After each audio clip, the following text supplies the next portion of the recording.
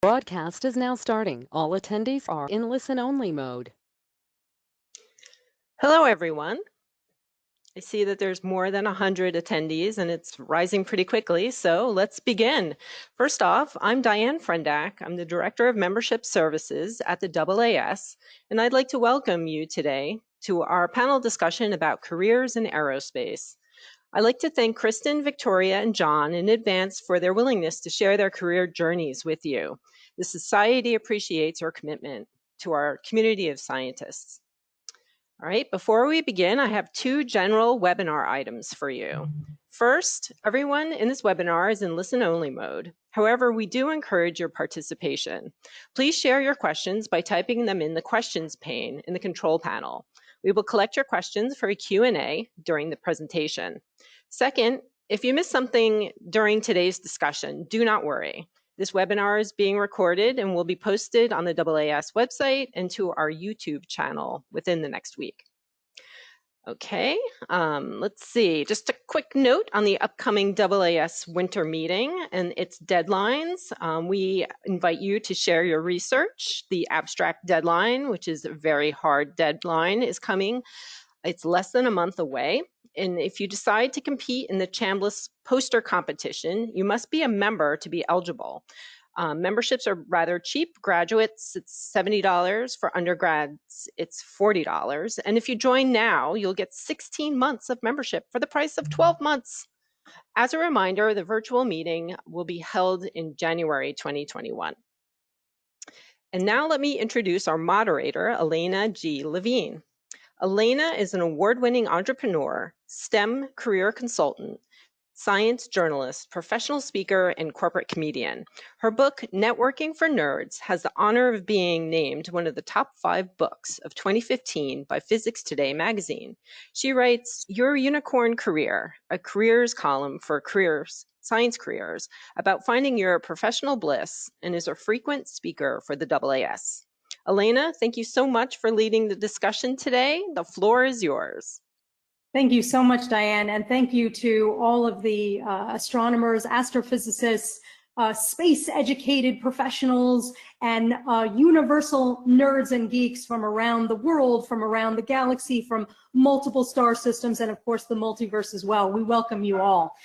I am really excited about today's panel. As you know, we've been doing a couple of different types of panels, and we're going to continue doing this that are careers focused. With this one, we're focusing on aerospace careers. And, you know, I've been interacting with the astronomy community pretty much my entire career, and I've been working with the AAS for many, many years. And it's so interesting to me how frequently we find astronomy, astrophysics, and planetary science educated professionals pivoting. And I don't even know if pivoting is the right word, but navigating into a really enjoyable, successful career in the aerospace sector.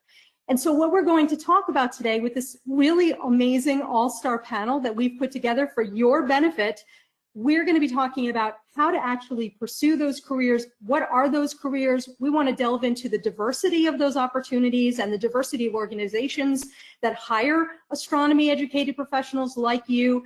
And what's really interesting about our panel is that each one of our panel members comes from a different space. They literally and figuratively, and also maybe universally as well. And also they have different educational experiences that have led them to their diverse career paths. So as usual, as Diane said, we are recording this, but you are welcome to tweet anything that we say. You're welcome to take any screenshots of us. We're not going to be showing any slides today. It's simple. It's just us speaking with you, and we're going to be taking your questions throughout the hour. So if you have a question, throw them into the Q&A panel in the webinar console so that we can actually address them live.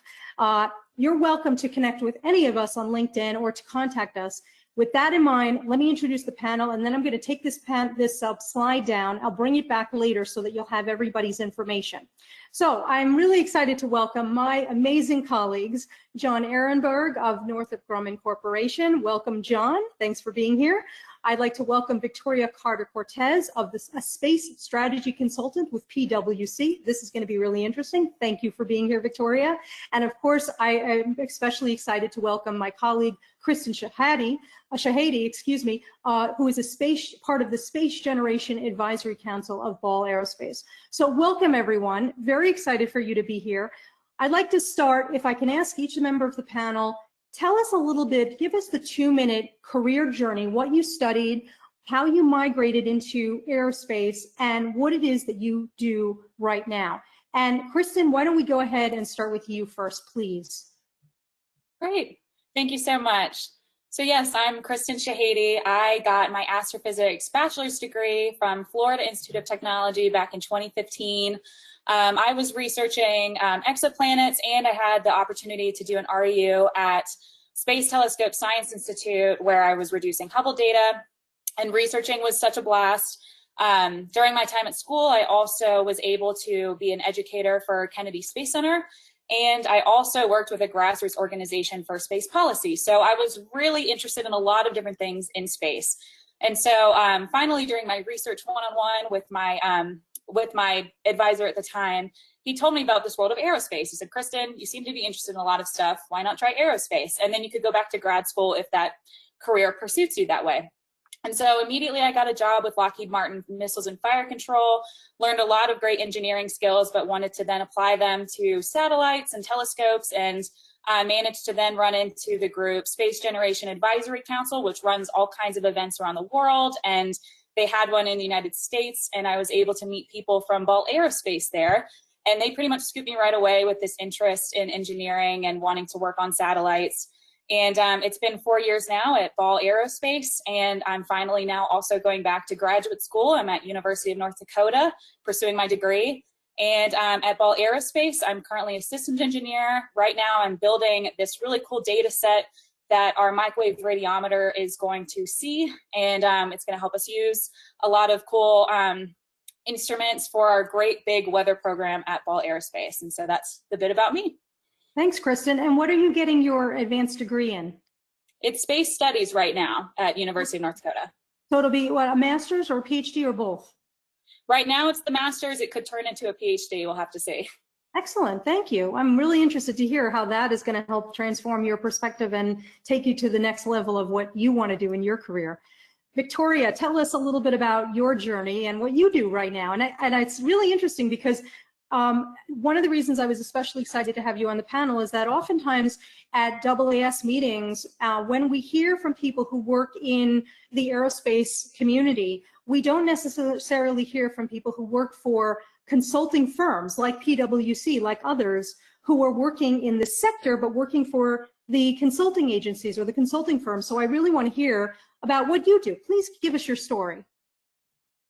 Thank you very much for having me in this virtual space. And yes, I work for PwC as part of their space practice, which means that day to day I work entirely on space-focused projects. And we do a range of things, from advising countries on their policy, maybe they want to reshape that a bit to be more in line with their economic priorities, for example, or talking to newly emerging companies that want to branch out into space and are assessing the feasibility of a technology that they would like to exploit. And similar to Kristen, my journey started in physics. I have a physics degree from Imperial College London, and there I did my undergrad. And whilst I was doing my bachelor's, I don't think I really considered much about the aerospace industry until the very end, when I was doing for my thesis, looking at the mitigation of high velocity impacts. So basically it's space debris and the kind of damages it can cause in space. And that was really a turning point for me, where I realized that even though you could come up with an amazing technological solution, there are many aspects that relied on policy elements, how governments interface with each other. And then I was fortunate enough to do a summer course held by the European Space Agency on space law for scientists and engineers. And that really opened up my perspective in a completely new way.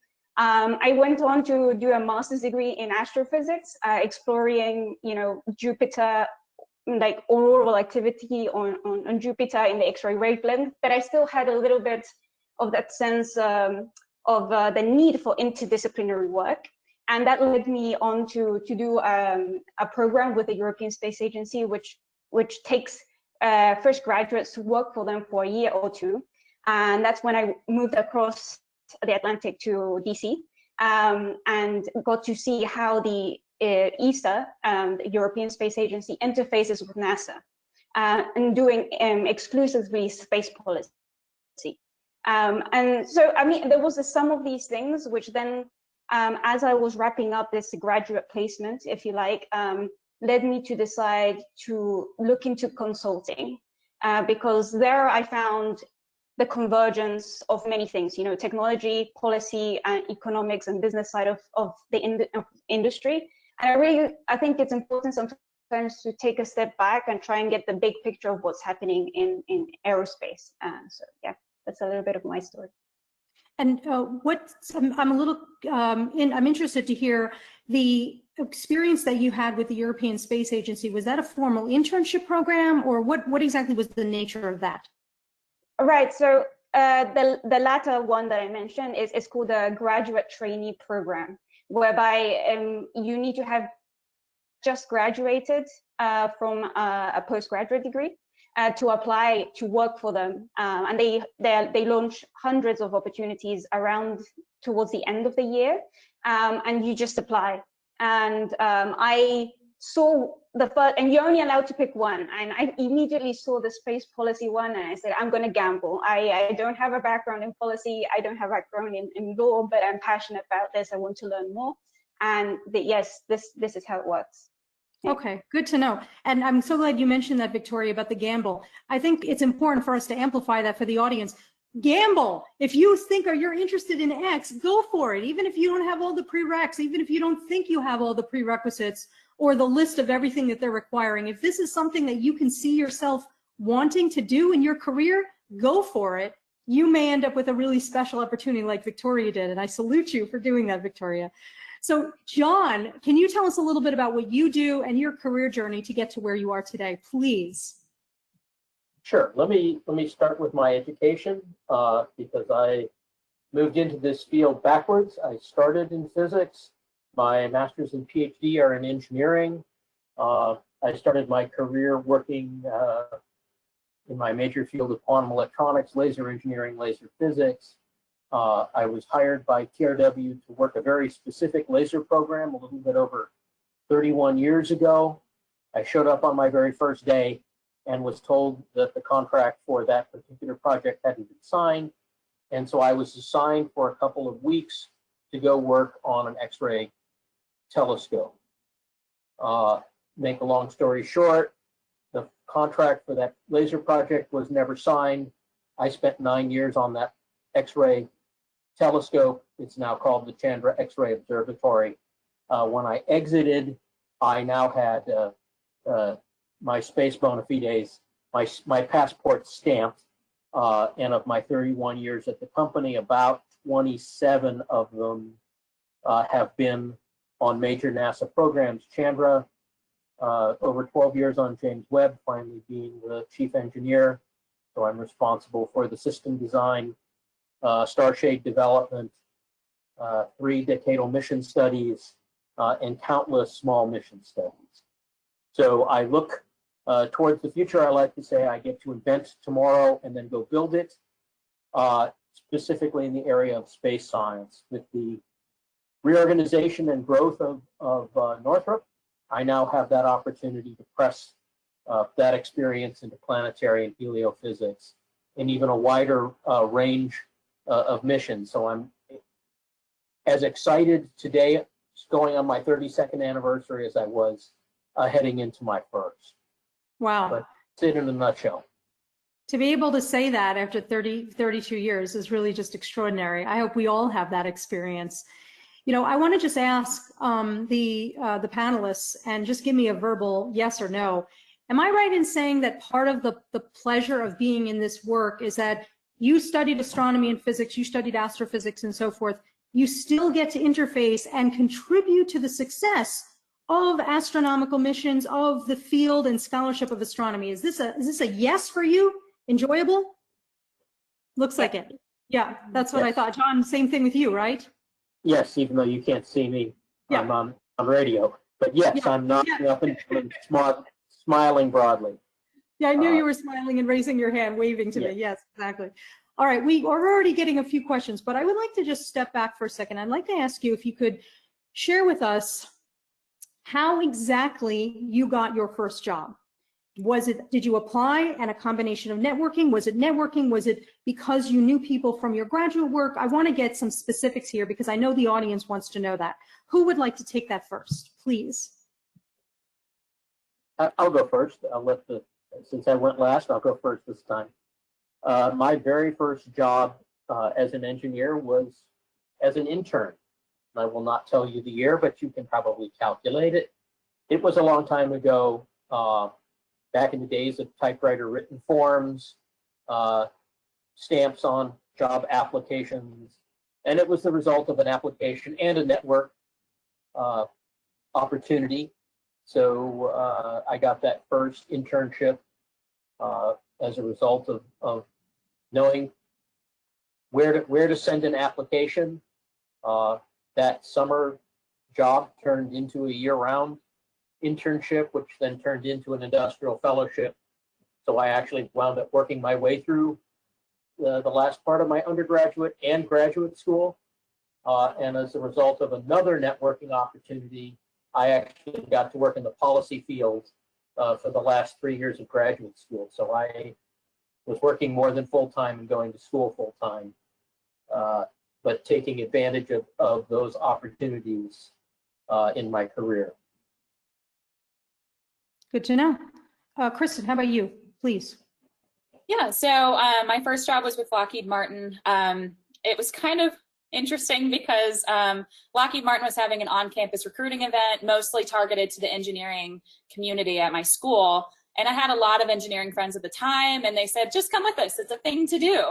And so I went with them, it was a thing to do, and then I got an interview with Lockheed Martin during that event. But, you know, I also had interfaced with Lockheed Martin through my space policy group that I was working with. So I kind of knew who they were and felt a little more comfortable talking to them because of that. And because of that job interview as well, that's what kind of sparked that one-on-one career consultation with my research advisor about seriously considering a job in aerospace and how fulfilling it could be. Excellent. How about you, Victoria? Yeah, for me, so as I mentioned, I had the graduate placement, if you like, with ESA. That was very much a formal application. But I knew about this opportunity because I had been in an internship before, and I had met someone who had benefited from that program. And I think that's something that's worth highlighting. Many times you find out about opportunities through conversations with people that you meet in the context of an internship or, you know, the likes.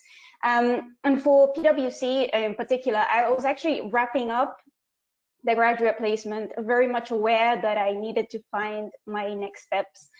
And I was at a conference, the IAC, which was held in Washington, DC, just last year. Desperately trying to figure out what I wanted to do. I had consulting in the back of my mind, and I was at a network event, and I met my current boss there. So it was just over a casual conversation. I said, look, I'm just wrapping up this graduate placement. I've been here in Washington, DC. This is my background. We just exchanged business cards very quickly, and I just emailed him my CV, and I said, hey, I don't know if this is of interest. Maybe I could add some value in this way or another. And that's, yeah, so not strictly the formal application, but then I went through the, you know, the correct steps within PwC to apply, if that makes sense. Thanks. So it's interesting to hear from all three of you that it looks like there's an interface between, an intersection between the formal internship programs that exist within particularly multinational companies like all of yours, as well as the networking aspect of being able to interact with people in the community. And I mean, this is the first step for everybody in the audience to learn about the culture and the language of these different companies within this sector, which helps us with the networking process as well. So I'm glad you pointed that out. Such interesting backgrounds.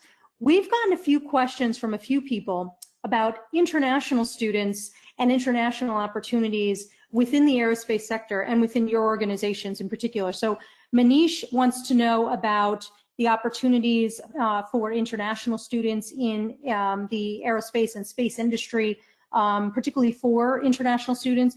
And we also have a question from Samuel, who wants to know if there's opportunities for people from Africa to join, for example, ESA or some of these larger international collaborations that are orchestrated by the aerospace sector. I wonder who would like to take that, or who maybe you can all provide points about that. Let's see, I'll take a crack. I'm happy to. I'll take a crack first, and then I'll leave it to the others. For the large companies, the Lockheeds, the Northrops, the Balls, the other major U.S. government contractors, the opportunity for foreign students, quite honestly, is somewhat limited. It's limited usually by the ability to get a clearance. But with the growing commercial sector and academic sector, that's where I believe most of those opportunities are. And they have existed for a long time, and to be quite honest, they're growing incredibly rapidly. There's a lot of small space startups, and so it's like any other job in the American economy. So that's where I would look. I think all of us that work for big companies that have foreign operations have limited opportunities for non-U.S. nationals, but to be quite honest, those are long odds. And if you were betting on a higher success rate, I would try the commercial and the academic sector. Good tip, thank you. Victoria, you had a point you wanted to make, please. Yeah, absolutely. Agree with what John said. Typically, larger size corporations, be that, I mean, especially government-funded institutions. So when you look at NASA or the European Space Agency, they have to comply with sort of laws that are dictated by their government.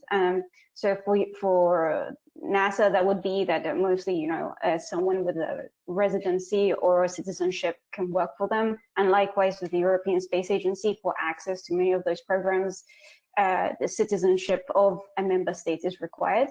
However, for example, within PwC, we have several colleagues that are not necessarily European per se. I'm currently working out of PwC France, so maybe I clarify that point.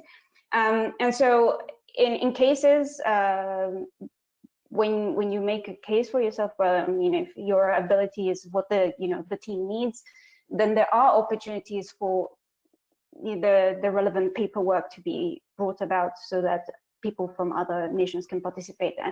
And yeah, more and more there are private companies, as John mentioned, that are active in space. So there are opportunities there. And I think, especially in the context of the time that we're living in now, where you can work remotely, I think people might be much more open to have, you know, a student from a country that isn't necessarily theirs to work on projects. So that's worth exploring, particularly now, I would say.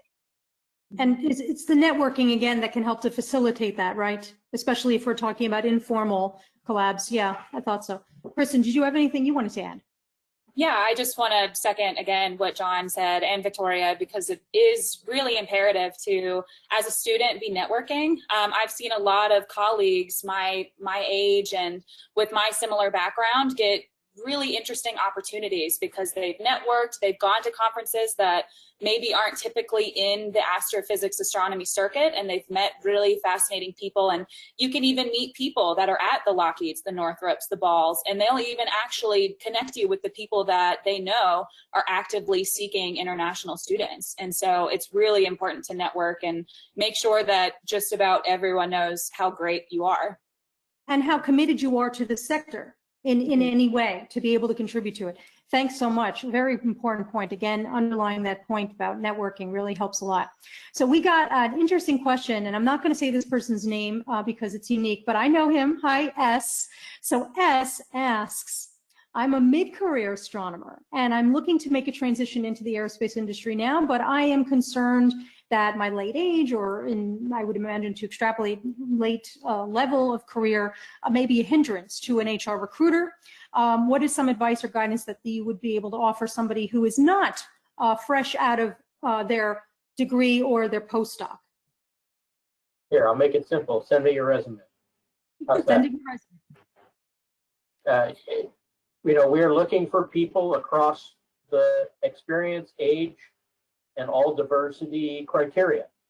We have a need for people to look at problems in different ways and from different perspectives. So that resume, even at the 20-second introduction that Elena gave, is not an impediment to being hired by my company, by any of our competitors. So I would say go for it. If you don't ask, I can tell you what the answer is. How's that? No. Right. I think it's a great point. I'm so glad you said that, John, because especially with all of your companies, am I right in saying that there is a central resume warehouse almost online internally, that when there are open positions, the decision makers and the hiring managers can actually go look for the resumes that are already in the bank? Is that correct? Yes, but it's also, you also want to go a little old school. When we used to send out physical resumes, you want to put them in the hands of people. Yes. I'm of an age where I have never sent an automated resume into a data bank and gotten a job out of it. Okay. But even within the company, the way I found my way onto JWST was through a network. That always works. Trust people. Machines are nice, but people are better. So, go ahead. Okay, but so John, my question is, when you say send your resume, who would he send his resume to, though? Would he, obviously he has to already have been networking with people in the company, in the industry, but you're saying should he sees a job advertised, he should send in his resume? Is that what you meant? I would say two things. All of the big companies, Northrop, Ball, etc., have web pages with career tabs on them. Go start a profile. Go send in the resume. I wasn't being glib when I said send me the resume. I mean, you should take this as a networking opportunity. I'm not trying not to be too shameless, but I'm also trying to be encouraging and saying that's one of the reasons I'm here, outside of trying to encourage more bright minds to join us in aerospace. I'd be disingenuous if I said I didn't want people to reach out and feel like we had made a connection. So it's okay to lean in. It's okay to be a little aggressive. I think that shows initiative. And like I said, we're a broad consumer of science and engineering talent. And nobody's a perfect fit, because what we do is typically new and first of. So we're looking, as I like to say, for good engineering and technical stem cells. We will provide the stimulus to develop in different directions. And I think that's probably both Kristen's and Victoria's experience, even in different sectors. Thank you, John. Ladies, how would you like to respond to that too? I'll second that again. We even have a really interesting group at my company specifically, but I know that there's groups like this across the board in aerospace that actually want mid-career astrophysicists. They've got a really unique set of skills and network even that they want to be a part of and they want to use. And so absolutely reach out to even each one of us. I mean, we'd be happy to do what we can on our end. That's definitely why we're here. Awesome. And that's a really great point. I mean, you're here to serve the community that serves you. You're here to, it's a win-win collaboration. And so when you are here representing your company, that's exactly it. You're representing your company. And all of these companies, for the audience to know, all these companies, as the team has emphasized, they're looking for talent of all levels, of all majors, of all different topics, from different geographic areas, because you bring perspective and you bring innovation. So I think you should take advantage of that. So we have a couple of questions about skills, and I'd like to, Manish asked this, and some other people were asking questions about skills. the idea that an astronomer who is graduating, or somebody who is astronomy educated who's graduating with their degree and wants to go into aerospace, or may perhaps be have just spent their career in academia and wants to pivot into aerospace, that they potentially don't have the right skills that are applicable or transferable to the aerospace industry. I don't believe that's true. And I was wondering if you could talk about that transference of skills, and what are the skills that have made you so successful in aerospace as you transitioned and as you continue to be a leader in this field? I'm happy to speak to that. So I find in consulting there are several similarities between the skills that you begin to grow and develop throughout an undergraduate, postgraduate degree. There are directly applicable day to day. So analysis, for example. I mean, it's a question of just shifting from what you are analyzing, be it data on I don't know, Jupiter and its auroral activity, to data on the number of satellites that are using XYZ technology and how that's evolving with time. So you can see how the principles of modeling something, for example, can just be directly transferred. The idea of thinking on your feet. I mean, if you've done a physics degree, you know what I'm talking about, or astrophysics, just having a problem and just having to deal with it and just going back to basics, and figuring out step by step what to do. This is what happens for us when we get a client that comes in with a problem that they might not know how to solve, and they want advice and guidance on. So you have to be very systematic in your approach, step by step, and come up with hypotheses for things and be comfortable making assumptions. I mean, astrophysicists and physicists, we live making assumptions that are, well-founded assumptions, but they're assumptions nonetheless. I mean, we all know about spherical chickens in a vacuum, this kind of idea to help us do equations and things. It's the same thing within industry, it's just applied in a different context. So I think it's just a matter about how you view your skills and making a case for yourself, that convince yourself that you have the skills that can be transferred. For example, presenting, if you know how to lay out a paper or a poster session in an adequate format, then equally that kind of skill can be transferred to presenting to a client. So it's just kind of having that perspective. And I just want to give a resource for the audience about this topic, about thinking about what skills you have, because as Victoria said, you have an extensive amount of skills. When I was in mathematics, I was only taught that I had mathematics skills, so I thought my only job opportunity was to be a mathematician. Of course, that's ridiculous. There's so many other opportunities. Same thing with astronomy, same thing with physics and related fields. The way you start the, what I call the brain download, the download from your brain of what skills you actually have. We did a webinar about this called Marketing Your Value a few weeks ago, and it's on the AAS website, the one that Diane mentioned, with all of the different webinars. You will be getting a link to where that website is, but you could take a look online as well, and you can actually see what the exercise is that you can actually utilize to figure out what transferable skills you actually have, which do make you marketable. Of course, you already are marketable. Kristen, I want to hear what you have to say. Yeah, so you would be surprised at how many skills that you have that make you really a competitive person to apply in the aerospace industry. So the key words are critical thinking skills. That is absolutely what you bring to the table from all of the work that you've already done. But, some of the skills are sort of, you have to transfer them. So I did a lot of work in Python, and ever since I've entered the aerospace industry, it's been nothing but MATLAB. I knew nothing about MATLAB going in, and it was a bit of a learning curve, but it's something that since I already was proficient in a programming language, it was easy to pick up. So you do bring the right skill set. It just sometimes takes a little bit more learning to approach it. And the more that you're exposed to in the aerospace industry, you might find that you're actually really right for a certain position. I was really lucky in the position I'm in right now. Right now I'm simulating a mission, which requires my background in orbital dynamics and all of the work I did with the radiative transfer function. And so a lot of that was really thankful to my astrophysics background, because otherwise I don't think I would have been able to be a part of this team. So sometimes even if you're not aware of exactly what's needed for a project at the time, you might be surprised at how much is helpful down the road.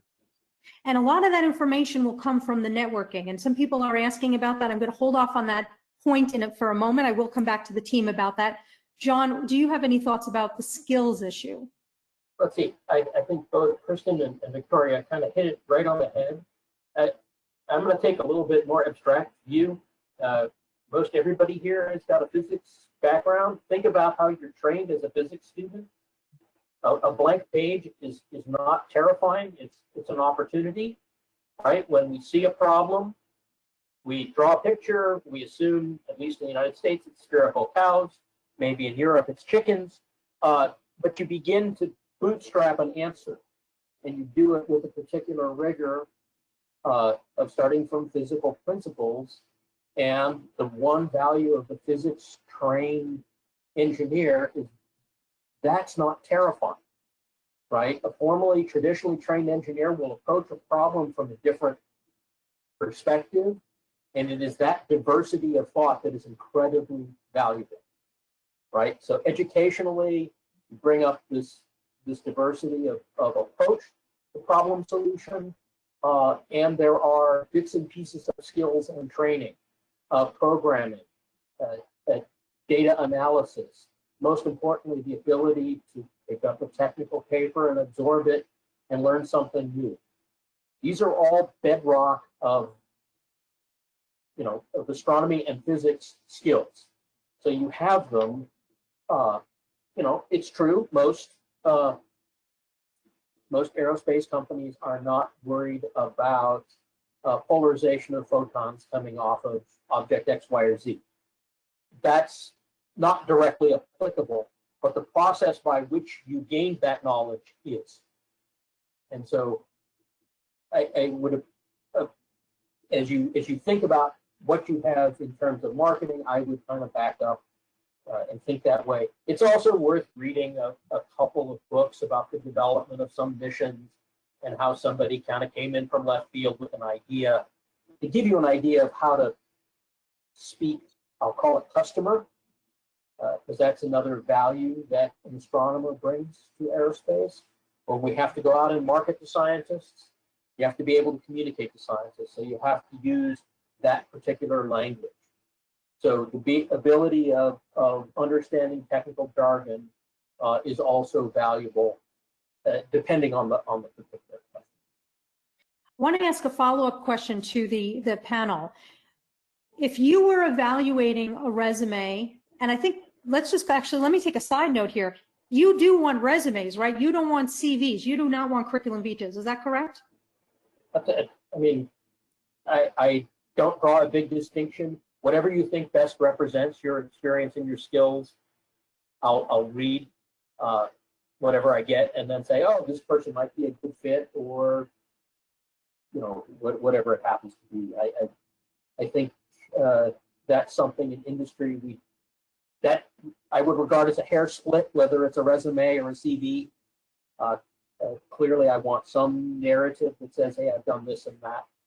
But a list of papers, you can get an idea of what somebody's done off of that. Okay, but am I right in saying that whatever document you happen to use, you do want to keep it succinct, and you also want to emphasize skills that you have, both the technical problem solving and the business and soft skills, as well as the problems that you have solved in your previous experiences. Is that correct? Yes.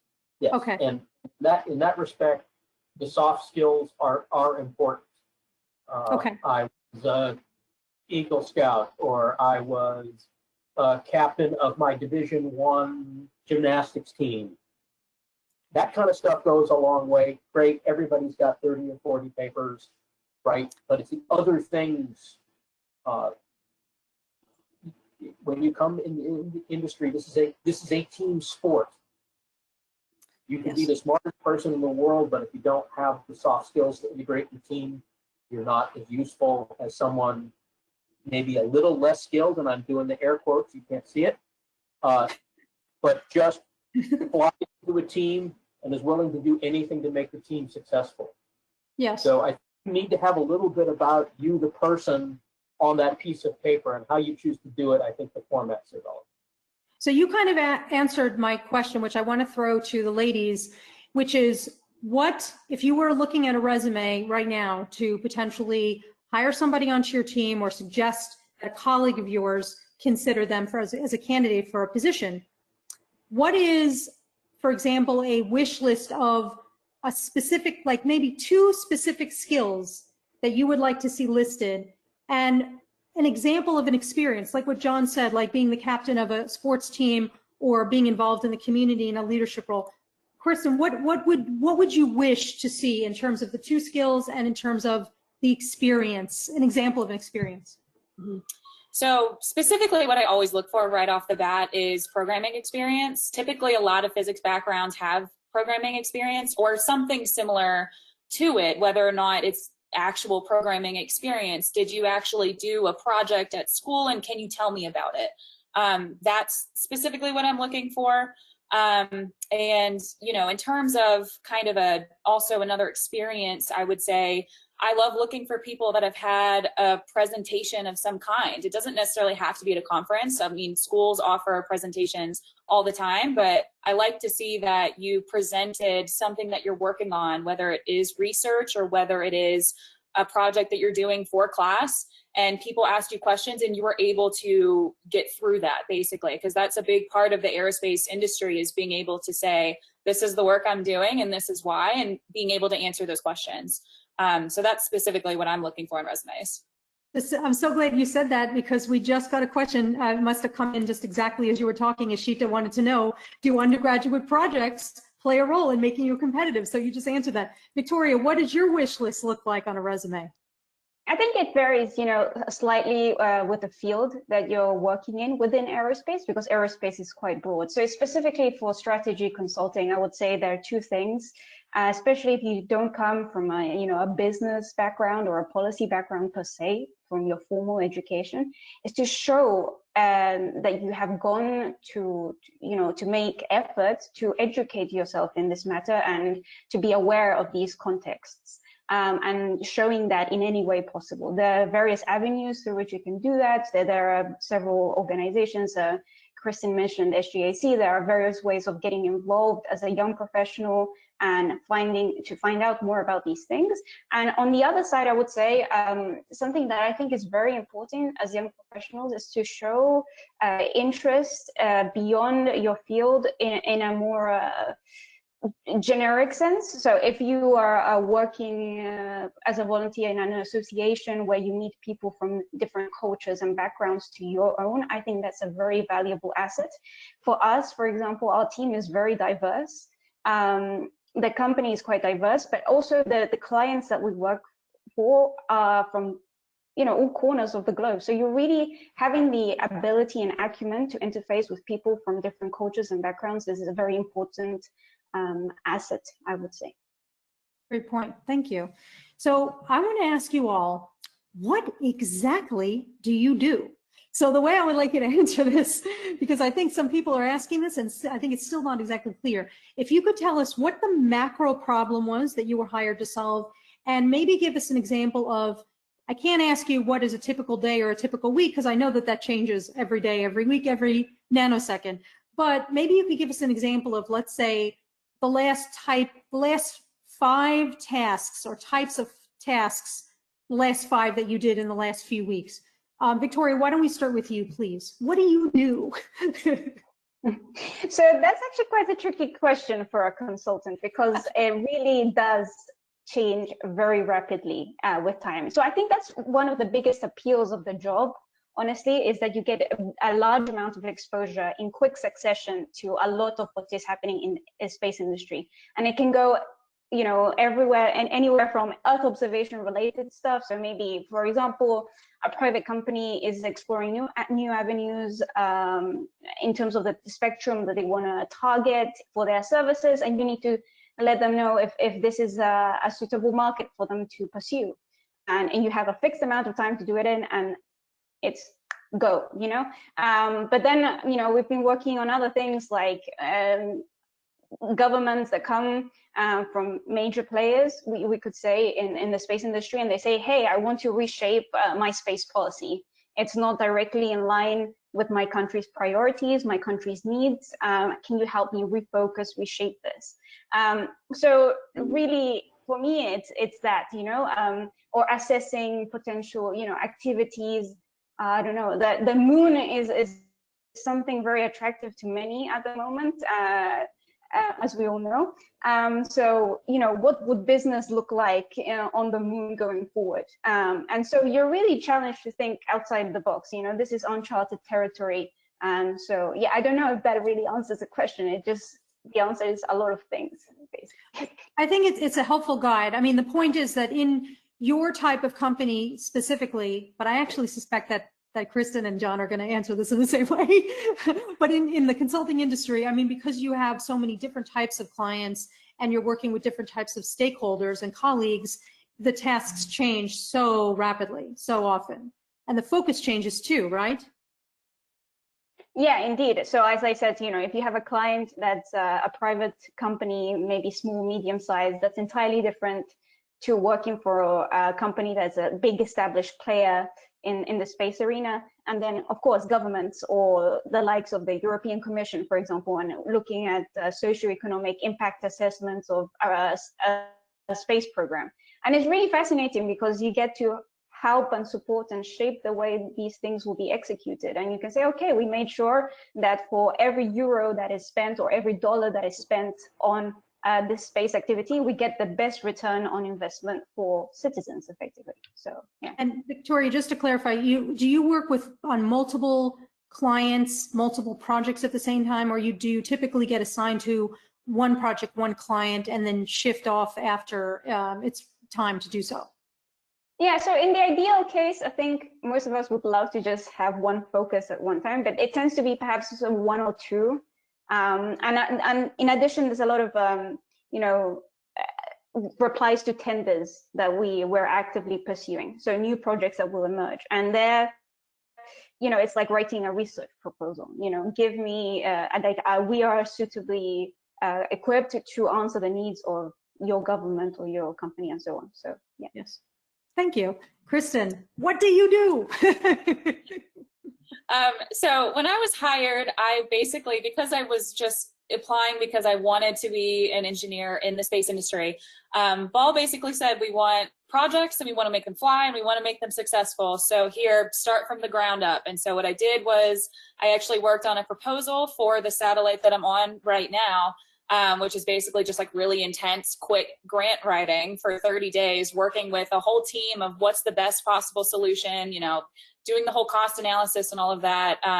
That was interesting, but then, you know, we won the program, and so now what? And now we get to basically design the entire program. And so that's what I've been doing. I've been helping out, working with all of the teams to make sure, okay, if we're looking this way, are we gonna actually have to talk to our instrument? Are we gonna have to talk to you know, the ground? How are we going to send our data? What exactly do we need to do all of this? So working out all those nitty-gritty details. And once we figured out a lot of those, I was then able to go into a really fun technical, almost research type role, where I'm in MATLAB and using data processing software, simulating what exactly a microwave radiometer is going to look at, and figure out how the best way is for us to be able to test, you know, all of our systems that we're building and all of our other data processing software to make sure that it's right. And it's been really fascinating to get a whole new perspective on science that I hadn't had prior to doing all of this. And so, right, day to day, it's always different, but right now it's, you know, every day I get presented a new problem. Kristen, we think that this might interfere with when we look at the Earth in this direction, simulate it so we can figure out how to fix this problem. And so I get to use a lot of my background trying to problem solve and also work, like create the problem to then solve the problem. So it's been really interesting because of that. Thank you. It does sound really interesting. And again, I just love the fact that it just changes so often. John, what do you do?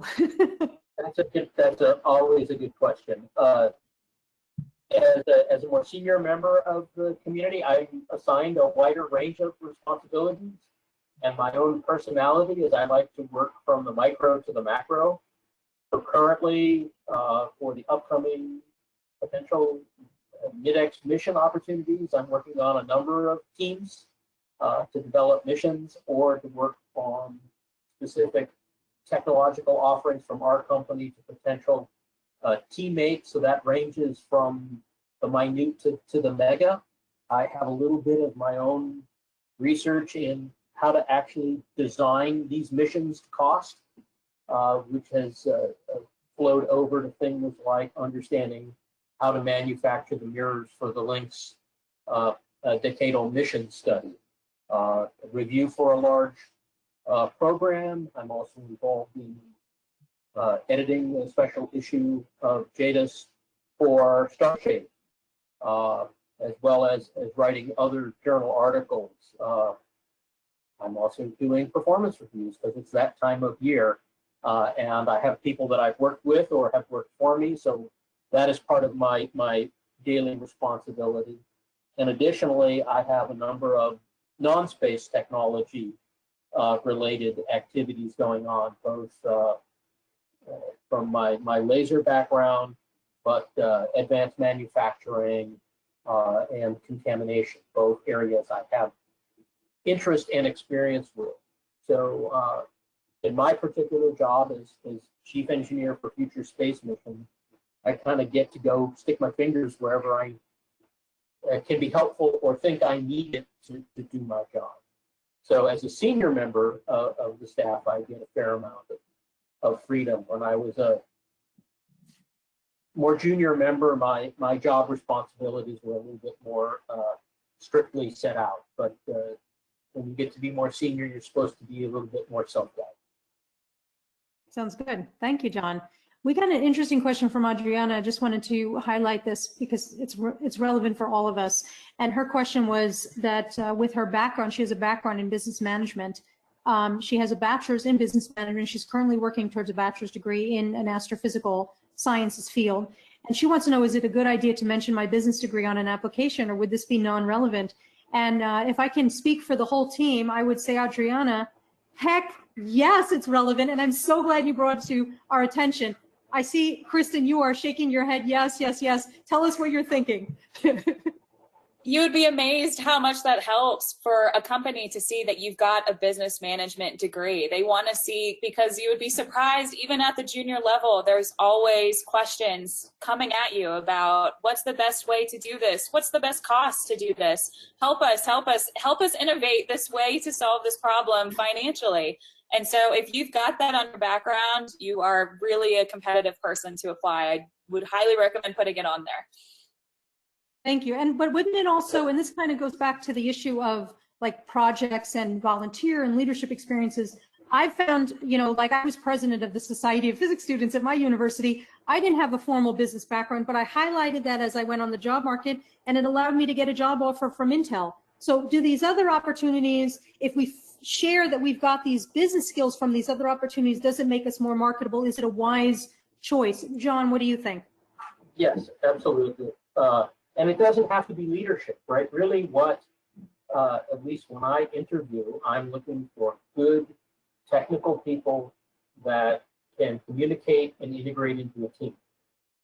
All of these new science missions, by definition, to make them valuable, have to be new.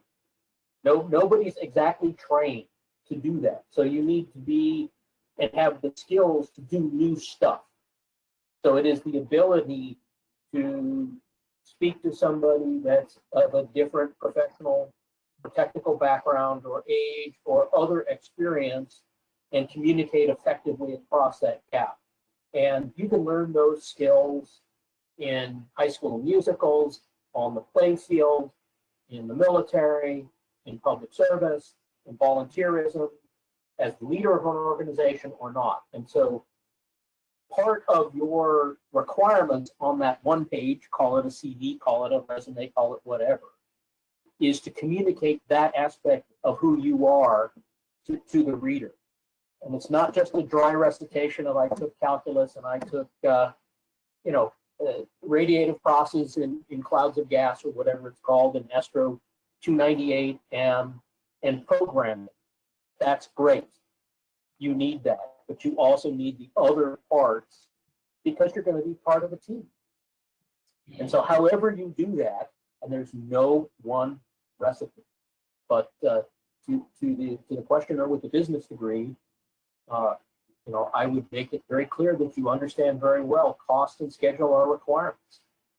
They're every bit as important as wavefront and collecting area and and power consumption and mass. If you can't build it on time for the promised cost, you will not get to do it again. So it's incredibly important and underemphasized. So absolutely, I would use a 4-letter word that starts with H, but has a double consonant at the end. Yes. So yes, I'm very enthusiastic, and the more people like that, the easier it is to achieve amazing things in it. Thanks, John. Victoria, did you have anything you'd like to add to that? I mean, I completely agree.